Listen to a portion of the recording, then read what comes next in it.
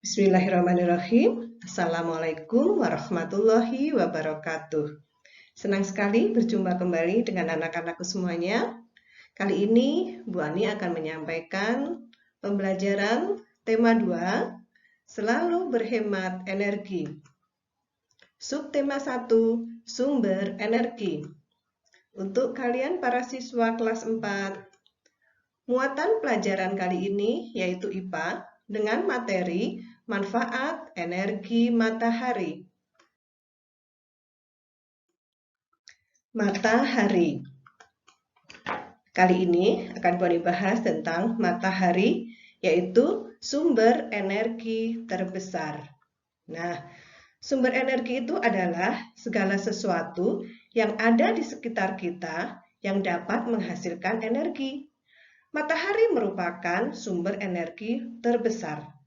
Nah, matahari ini memancarkan cahaya dan panas ke bumi.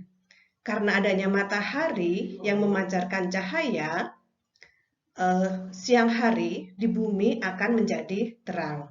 Nah, sedangkan panas matahari itu sangat bermanfaat buat manusia. Misalkan untuk mengeringkan pakaian, menjemur ikan, memanaskan air, membuat garam. Bahkan panas matahari ini bisa menghasilkan energi listrik. Peran matahari bagi kehidupan. Yang pertama, siang dan malam. Seiring perputaran bumi pada porosnya, atau biasa disebut dengan rotasi bumi, matahari membuat terjadinya siang dan malam. Artinya begini, jika belahan bumi yang tidak terkena sinar matahari akan mengalami malam hari atau suasana menjadi gelap bagian bumi ini ya. Sedangkan bagian bumi yang mengalami sinar matahari atau terkena sinar matahari akan terjadi siang hari. Jadi keadaan di bumi terang benderang. Peran berikutnya adalah 4 musim. Seiring dengan kemiringan posisi bumi saat berevolusi, matahari menyebabkan terjadinya 4 musim di belahan bumi utara maupun belahan bumi selatan. 4 musim tersebut adalah musim panas, musim gugur, musim dingin, dan musim semi. Peran matahari bagi kehidupan berikutnya yaitu siklus air. Nah, siklus air ini akan menyebabkan terjadinya perubahan cuaca. Misalkan mendung, panas, atau hujan. Jadi, siklus air itu adalah air yang ada di permukaan bumi, misalkan di laut, di sungai, atau air yang ada di pohon-pohon ini akan menguap karena adanya panas matahari. Nah, uap air ini nanti akan membentuk menjadi awan. Kemudian akan turun menjadi titik-titik hujan. Begitu seterusnya, ini akan terjadi perputaran air atau daur air atau siklus air. Disinilah peran matahari sangat penting karena membantu air menguap. Nah, sekarang peran matahari bagi kehidupan selanjutnya yaitu awan. Awan terjadi karena ada peran dari matahari. Matahari berperan pada proses terjadinya awan hingga terjadinya hujan yang membasahi daratan. Nah, kemudian sampai tumbuhan di daratan tadi dapat bertahan hidup. Air hujan yang tersimpan di tanah juga dimanfaatkan oleh hewan dan manusia untuk keberlangsungan hidupnya.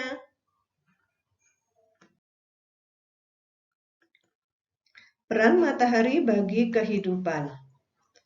Peran matahari bagi kehidupan ini memang sangat banyak sekali karena Seperti yang Bu Ani sampaikan tadi, bahwa matahari sumber energi terbesar di bumi, ya, artinya banyak sekali perannya, baik untuk manusia, hewan, atau tumbuhan.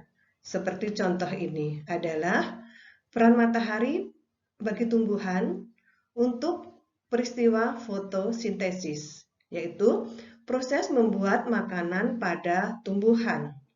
Nah, bagaimana proses fotosintesis itu? Karbon dioksida ditambah air dibantu oleh cahaya matahari. Nanti pada tumbuhan hijau yang mengandung klorofil akan menghasilkan oksigen dan glukosa. Oksigen ini nantinya akan dimanfaatkan oleh manusia atau hewan untuk pernafasan. Nah, peran berikutnya ini gambar petani garam. Nah, pembuatan garam. Panas matahari membuat air laut menguap di ladang pembuatan garam. Jadi ini akan menguap air lautnya sehingga tersisalah garam-garam yang nanti akan dipanen oleh para petani garam. Berikutnya ini adalah gambar panel surya. Nah, panel surya ini akan mengubah energi matahari menjadi energi listrik. Jadi, panas matahari akan diubah oleh alat ini, panel surya, akan menjadi energi listrik. Nantinya, energi listrik ini bisa untuk menyalakan lampu, bisa untuk memanaskan air, seperti itu, ya. Selanjutnya, ini ada adik bayi yang sedang berjemur. Nah, ini tapi berjemurnya harus pada pagi hari ya, karena panas matahari pada pagi hari akan membantu proses terjadinya vitamin D. Nah, vitamin D ini akan membantu pertumbuhan tulang pada anak-anak. Makanya biasanya adik kecil akan diajak berjemur di pagi hari. Nah, kalau apakah orang dewasa boleh? Boleh, karena akan meningkatkan imunitas. Apalagi ketika seperti saat ini sedang ada pandemi COVID, untuk meningkatkan imun sebaiknya kita berjemur di bawah matahari pada pagi hari supaya imunitas kita tetap terjaga. Selain matahari, sumber energi yang lainnya adalah angin. Nah, angin termasuk ke dalam sumber energi yang dapat diperbarui. Artinya, angin selalu tersedia dan tidak akan habis bila digunakan. Nah, angin terjadi karena peran penting dari energi panas matahari.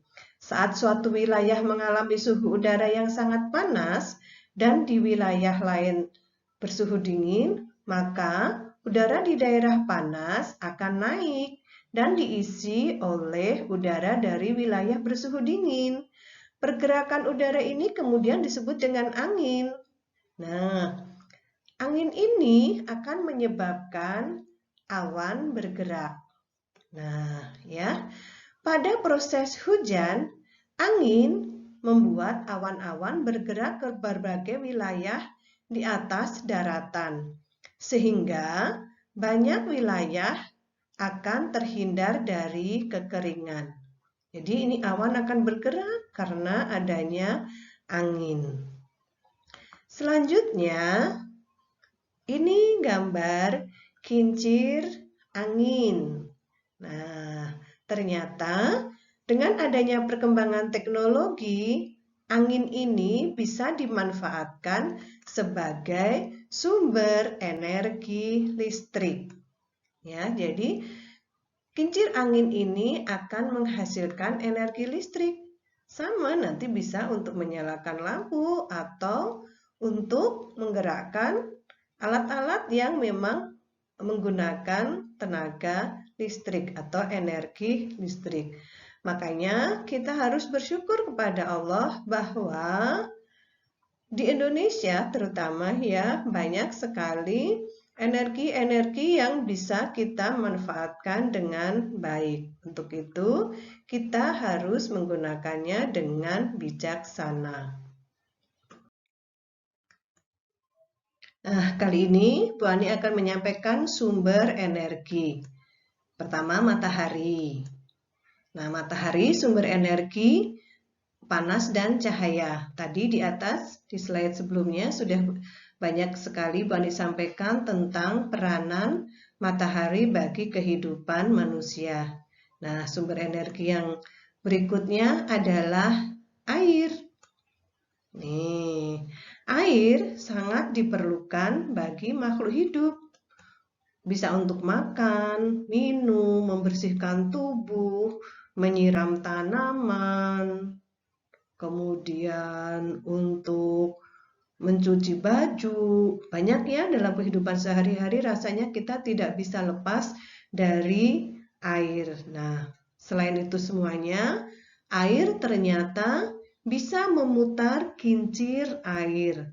Ini nantinya akan menjadi pembangkit listrik. Ya, jadi seperti kalau waduk itu juga menggunakan air. Ada lagi kalau di sungai itu juga karena derasnya air sungai bisa dipasang kincir air begini, kemudian nanti akan membangkitkan listrik atau akan menghasilkan energi listrik. Sumber energi berikutnya yaitu angin. Ini adalah kincir angin. Angin selain untuk memutar kincir air yang akan menghasilkan energi listrik, ini banyak juga digunakan sekarang karena ramah lingkungan. Angin ini juga bisa untuk mendorong perahu layar atau menggerakkan perahu layar. Kemudian angin juga sering dimanfaatkan oleh anak-anak, yaitu untuk main layang-layang ya. Nah, jadi angin juga sangat bermanfaat. Bisa menggerakkan awan seperti itu.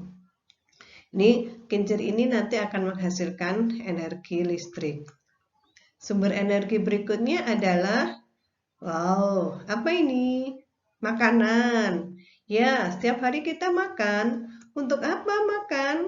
Nah, karena ternyata makanan ini akan menghasilkan energi kimia bagi tubuh. Nah, karena adanya makanan, kita manusia punya energi, bisa bergerak, bisa melakukan aktivitas sehari-hari.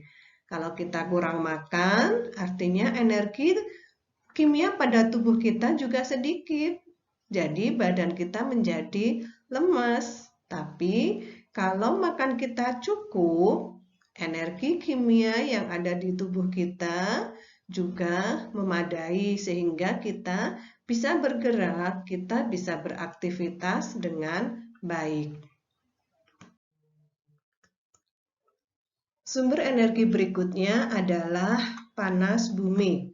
Seperti tampak pada gambar ini, panas bumi berasal dari aktivitas tektonik di dalam bumi. Ini nanti karena panas bumi ini nanti akan menghasilkan energi listrik.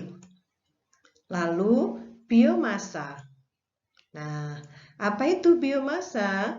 Biomasa atau energi yang berasal dari organisme hidup atau yang belum lama mati.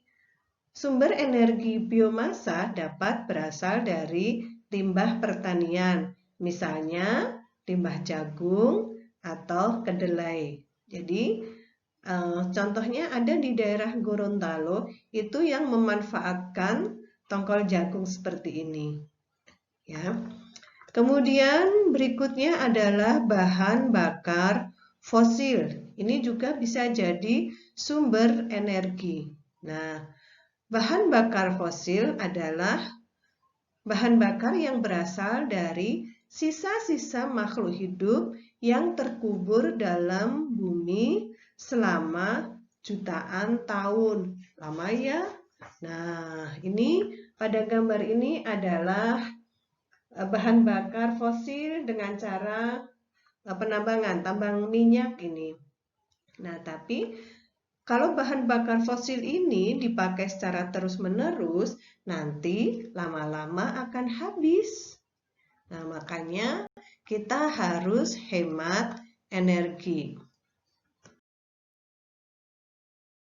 Sumber energi berdasarkan ketersediaannya, yaitu sumber energi terbarukan atau biasa juga disebut sumber energi dapat diperbarui. Sumber energi yang selalu tersedia di alam dan dapat dimanfaatkan secara terus-menerus. Contoh sumber energi terbarukan ini berasal dari matahari, air, angin, dan biomasa.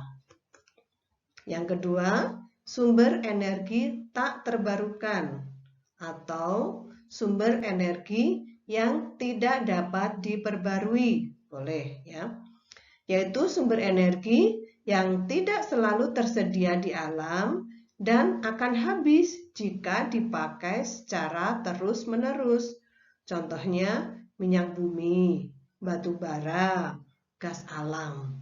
Nah, untuk itu anak-anakku semuanya, kita harus bijak, kita harus pandai, kita harus hemat menggunakan energi sesuai dengan kebutuhan kita. Ya. Terima kasih sudah mengikuti pembelajaran Bu Ani kali ini. Semoga bermanfaat buat anak-anakku semuanya.